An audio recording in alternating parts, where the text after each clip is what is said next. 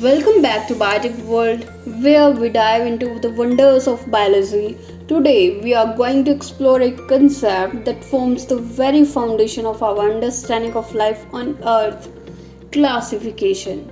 From microscopic bacteria to majestic blue whales, how do scientists organize and understand such a vast diversity of life? What ties all living organisms together and what makes each of them unique? In this video, we'll break down the art and science of classification or taxonomy and show you how it has evolved from simple observations to cutting edge molecular studies.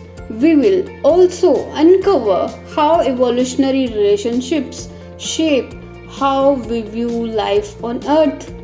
Let's jump in. What exactly is classification?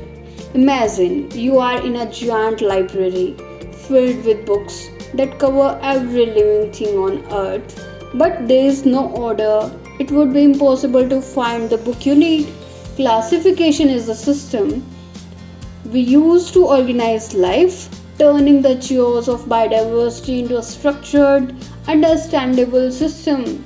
It's like a giant biological puzzle where each organism fits into a slot based on shared traits.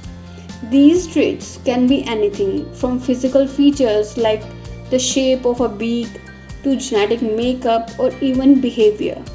Classification doesn't just help us make sense of life, it also illuminates evolutionary connections. It shows us that even the most diverse creatures on Earth, from plants to animals to fungi, share ancient lineages and stories waiting to be uncovered. Now let's understand about the history of classification. The journey of classification began long before the advent of genetics and modern microscopes. In the 18th century, Carl Linnaeus, a Swedish biologist, developed a binomial nomenclature system which laid the groundwork for modern classification.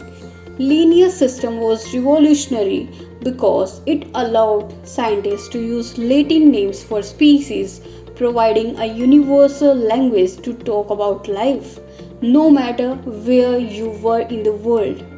Here's the beauty of Linnaeus' system. It was simple but powerful. By classifying organisms into the hierarchical categories, Linnaeus helped us understand how life on Earth is connected. Whether you are looking at a cat or a cactus, you can trace back their common ancestors. Now let us understand the hierarchical system of classification. Now let's get into the meat of classification. Life is divided into a hierarchy of ranks, each one more specific than the one before.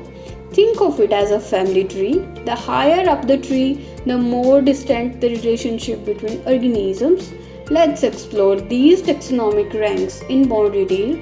Domain, the largest category. There are three domains of life: archaea, ancient organisms, many of which live on extreme environments like hot springs and deep sea vents. Second, the bacteria, single-celled organisms without a nucleus. They are everywhere, from your gut to the soil. Next is the eukarya, organisms with complex nucleus-containing cells. This includes all plants, animals, fungi, and protists. Next is the kingdom, which in each domain life is split into kingdoms. There are traditionally 5 kingdoms: Animalia, all animals from insects to mammals; Plantae, all plants from tiny mosses to towering trees; Fungi, mushrooms, molds, and yeast. Next is the Protista, a diverse group of mostly single-celled organisms like algae and amoebas; Monera, a catch, all group for bacteria and cyanobacteria. Our next hierarchy rank is phylum, Organisms in a kingdom are further divided based on shared body structures. For example, chordata, the phylum that includes all vertebrates, have a notochord during some part of their development. Next is class. Phyla are divided into classes. For example, the phylum Chordata contains the class Mammalia, mammals, which share characteristics like mammary glands and hair. Next is order. Further distinctions are made into orders which group organisms based on features. For instance, Carnivora, the order containing animals like lions and wolves, is within the class Mammalia. Next is family. Orders break down into families. For example, the family Felidae includes all cats, big and small. Next is genus. A genus groups species that are closely related. For instance, Panthera is the genus for big cats like lion and tigers and the leopards. Next is species, the most specific level for classification, referring to organisms that can interbreed and produce fertile offsprings. For example, the lion is classified as Panthera leo. Let's take humans as an example. Domain Eukarya, Kingdom Animalia, Phylum Chordata, Class Mammalia, Order Primates, Family Hominidae, Genus Homo, Species Homo sapiens. Linnaeus' genius was in creating a two-name system for each species. This is known as binomial nomenclature. Each organism is assigned a two-part Latin name. The first part is the genus and the second part is the species. For example, the scientific name for humans is Homo sapiens, where Homo is the genus and sapiens is the species. The beauty of binomial nomenclature is that it gives every organism a unique, universally recognized name. So whether you are studying bacteria or a bald eagle, you can instantly communicate what organism you are referring to. As we dive deeper into the world of classification, it's important to recognize that modern taxonomy is about more than just organizing life. It's about understanding evolutionary history. Phylogenetic trees or evolutionary trees visually represent the evolutionary relationship between species. These trees are constantly evolving as a genetic and fossil evidence reshapes our understanding. Each branch of a phylogenetic tree represents a common ancestor, and the further you go down the branches, the more related the organisms are. These trees are like family trees, showing us how different species share common ancestor.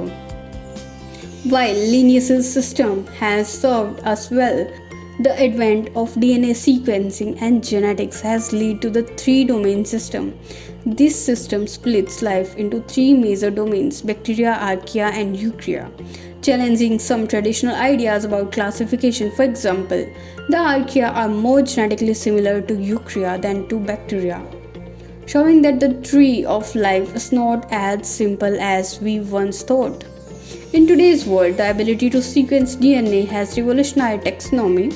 Scientists can now classify organisms just not by morphological features but also by their genetical blueprint. By comparing the DNA of different organisms, scientists can construct more accurate phylogenetic trees, providing clearer insights into the evolutionary paths of life. So, why does classification matter? Beyond helping us understanding the amazing diversity of life, taxonomy is crucial for medicine, agriculture, conservation, and even climate science. By classifying organisms, we can track diseases, develop new treatments, protect endangered species, and understand the complex web of life on Earth. In this journey of classification, we don't just see names and categories, we uncover the stories of evolution. Every organism tells a story of survival, adaptation, and interconnection. It's through this lens that we see how deeply life on Earth is intertwined. If you enjoyed this deep dive into classification, don't forget to like, subscribe, and share this video with your friends and fellow biology enthusiasts. Drop your questions and thoughts in the comments below, and I will see you next time for another exciting journey through the world of biology.